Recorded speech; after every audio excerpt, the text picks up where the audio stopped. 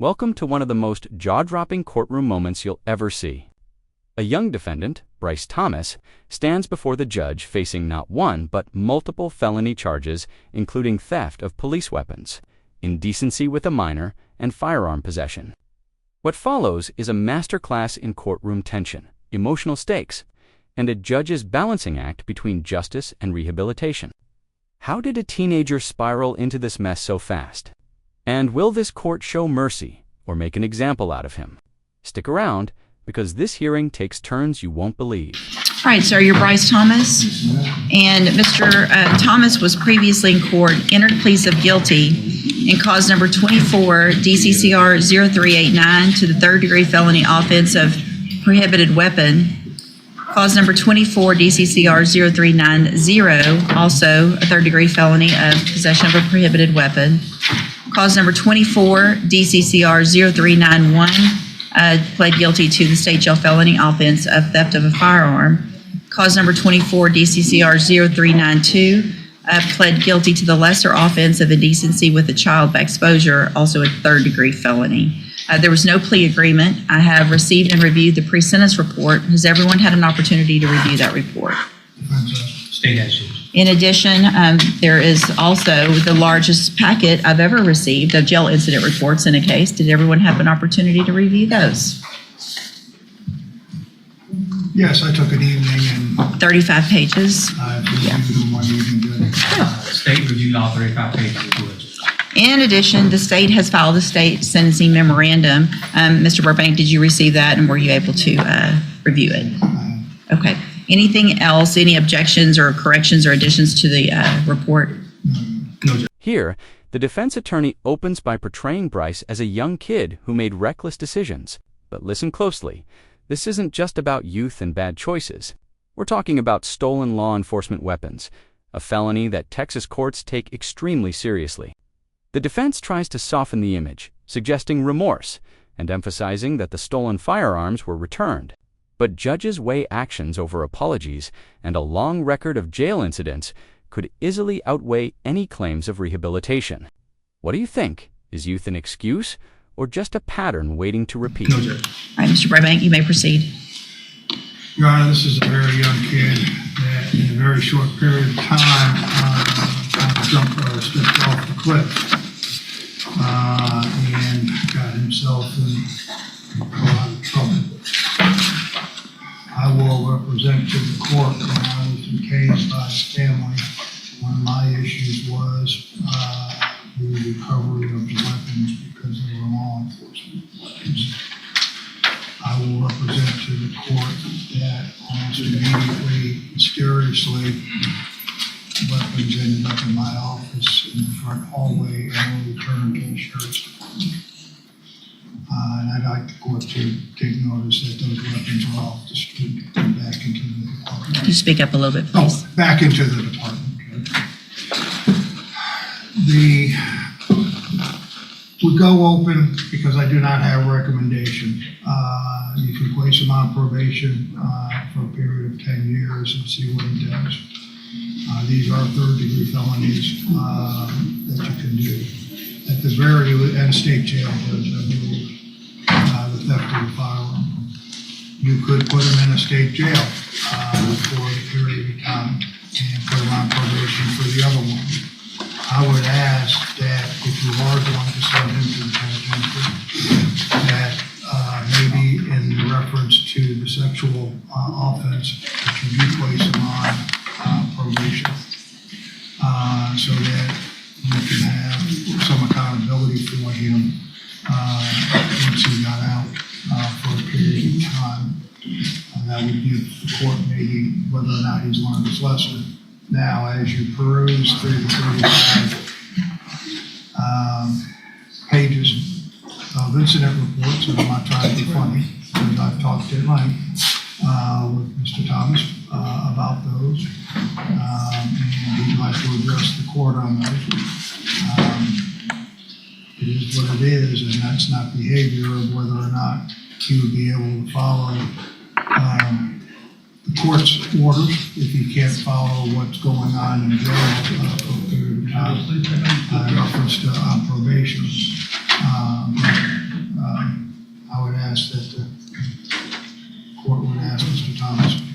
When Bryce speaks here, we finally hear his side, a mix of regret and immaturity. He calls his behavior young and dumb, but the judge doesn't buy it. Notice the tone shift. The courtroom turns from legal argument to moral reckoning. The judge's frustration is palpable, and honestly, who can blame her? Multiple write-ups in jail don't scream rehabilitation. Viewers, what do you think? Should the system focus on giving him another chance, or are we seeing signs of someone who just doesn't get it?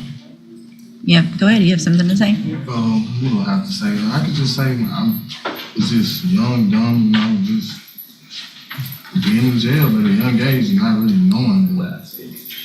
I got write-ups. Yeah, but once you get several write-ups, the whole point of growing up is to learn from your mistakes. Yes, ma'am. So if you keep getting write-ups, then you can't just say I'm young and dumb, so I keep getting write-ups. I don't disagree that you're young and dumb, but this is ridiculous. I know our jail cannot wait for you to get out. Cannot wait. Mr. Coleman? Now the prosecutor takes the floor, and he does not hold back. This isn't your everyday theft.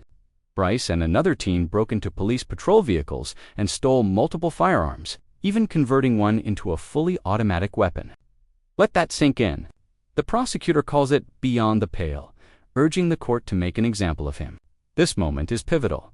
It reframes the case from teenage recklessness to a public safety threat. The tension in the room. You could cut it with a knife. Mr. Coleman? Yes, Your Honor, I'll be brief since I put everything, made the state's position clear in our sentencing memorandum. I'd like to briefly shift the focus from the write-ups to the underlying facts in this case, which I believe are Stealing out of cop cars. Stealing from patrol vehicles, at least 2 patrol units, Your Honor. Detective Matt Dixon is here if you want to hear more details from the detective. But, Your Honor, I think the audacity, the boldness to steal these weapons from a police car goes to show what exactly the nature of this defendant is and what we're dealing with here. And even more than that, Judge, it appears from the underlying facts that the defendant may be implicated in a series of other car burglaries. We've got a Glock switch that converted one of those weapons into a fully automatic weapon. He was conspiring with another juvenile, a 16-year-old, to steal the weapons, which a photograph is attached to my sentencing memorandum if you've seen it. This was nothing less than an arsenal that these kids amassed, Judge.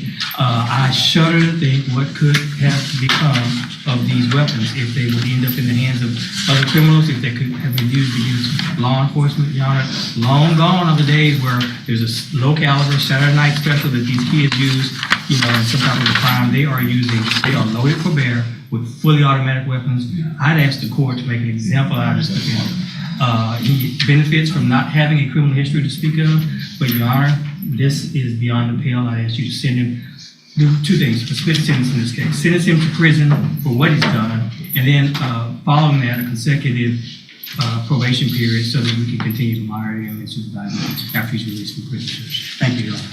So, what's happening here is a complex legal discussion about consecutive sentencing.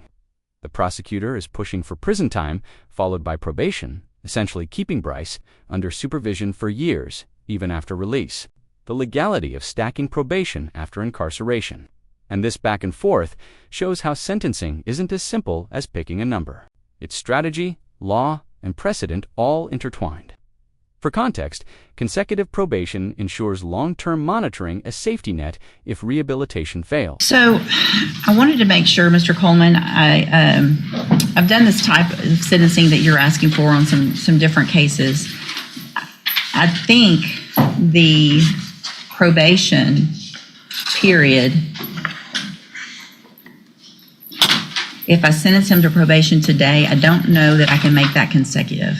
So I think I believe you can, Judge, and if you need to recess this proceeding, I can get your case law in pretty short order. I think you can. Because when would it start? It will start after he finishes his period of incarceration.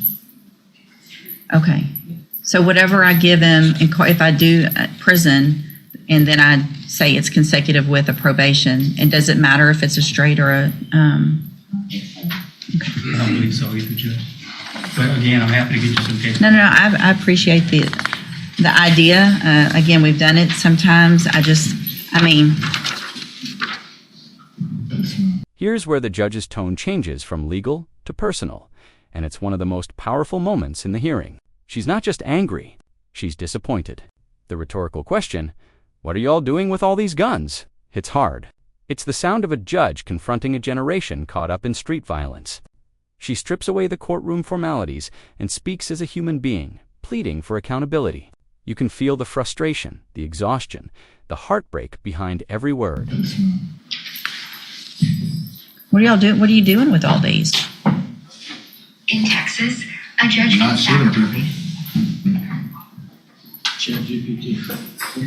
Sir? Not shooting people. Not shooting people yet. What are you shooting? Why would you have these? What are you getting these to shoot at? Just to be tough and say you have guns? That's all that's happening with these guns on the street is y'all are shooting at each other, at other people, at houses, at cars, at whatever. There's no reason to have these kind of guns. These aren't hunting guns, right? You're not going to shoot a deer. Do you hunt? I do. Do you? I have before, but Have you? Which one of these is your hunting gun? none of those.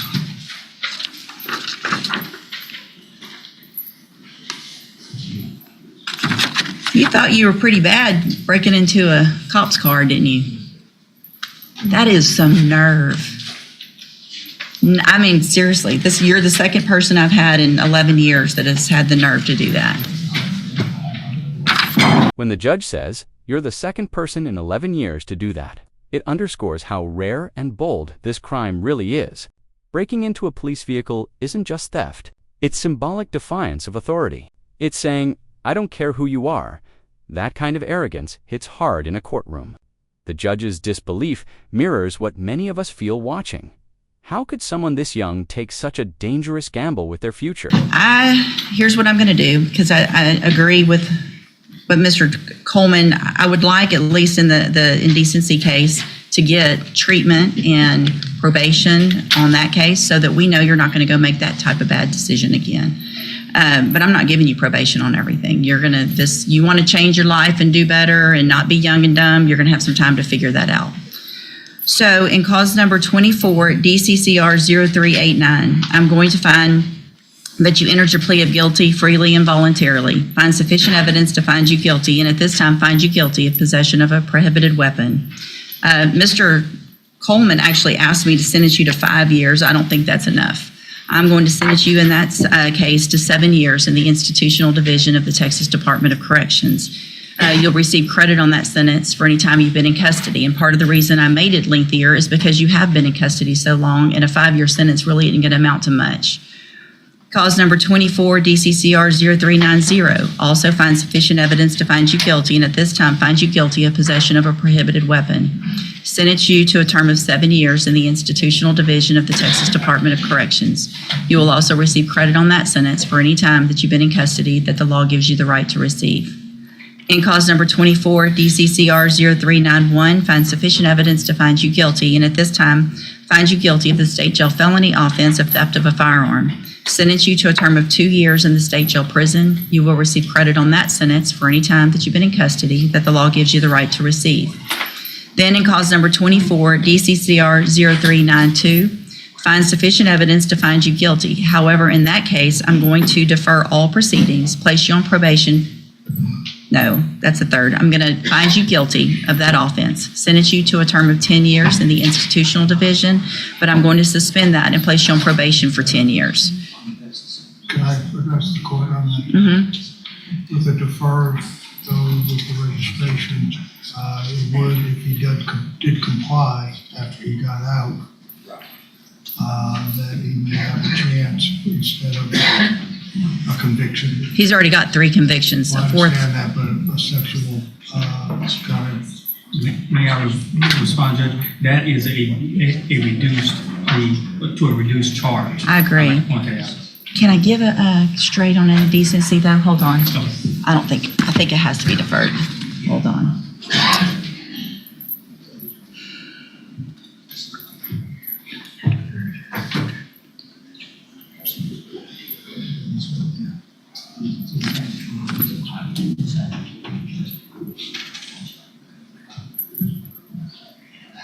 Yeah, it has to be deferred. Okay, so I'm going to go back in that cause number, which ends in 0392. Find sufficient evidence to find you guilty. However, I'm going to defer all proceedings, and I'm going to place you on probation for 10 years. That will run consecutively to the other cases. So that probation does not start until you get out of prison. Then, if you violate that probation, you could be sentenced up to 10 years in that case. So you're going to be under supervision or in custody for a very long time. So if you really want to change your ways, you're going to have every opportunity to do that. If you don't, you're going to end up, number one, you're probably not going to make parole if you keep acting like you've been acting here. If you get to prison and you act like this, you're not going to make your parole. You're going to do that whole 7 years. That's going to be up to you. The sooner you get out and act right, the sooner you can start this other probation and get off of it, grow up, and maybe change your life. That's going to be up to you. This is the climax. The judge announces mixed sentencing, prison time for the weapons and theft, and deferred probation for the indecency charge. It's a calculated move, balancing punishment with a slim window for redemption. 7 years behind bars, then 10 more on probation. That's nearly 2 decades under the justice system's eye. The message is clear. Mercy has limits. For viewers, this shows how judges must weigh public safety against potential reform, and sometimes the scales tip heavily toward protection.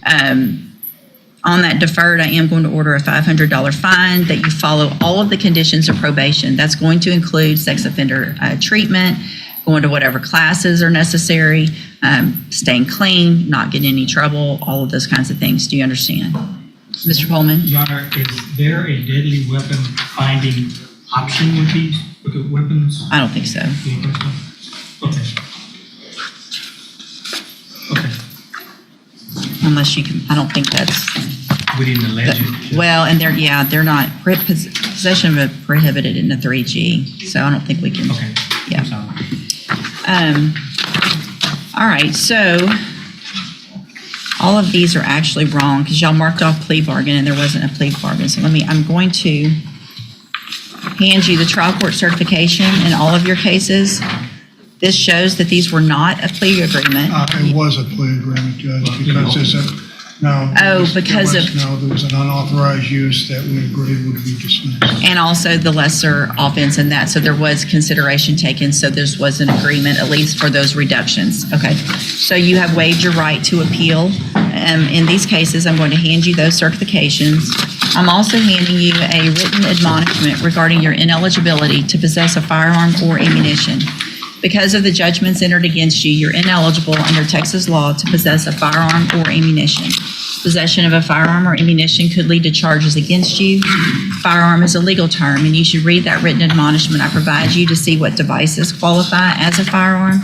If you have questions about the laws that make you ineligible to possess a firearm or ammunition, or about how long that lasts, you can talk with Mr. Burbank. All right, good luck to you, sir. You can go back with the bailiff. I thought you, Yeah. we have Mr. Jenkins that you're going to. In the end, Bryce Thomas walks away with 3 felony convictions and 1 deferred charge. Facing up to 17 years of oversight between incarceration and probation, the court's ruling reflects a tough love philosophy: accountability first, opportunity second. Whether Bryce turns his life around or repeats old mistakes now rests entirely on him. What's your take? Did the judge strike the right balance here? Let us know in the comments. And if you found this case as shocking as we did, make sure to hit that like button, share your thoughts, and don't forget to subscribe for more jaw-dropping courtroom breakdowns just like this one.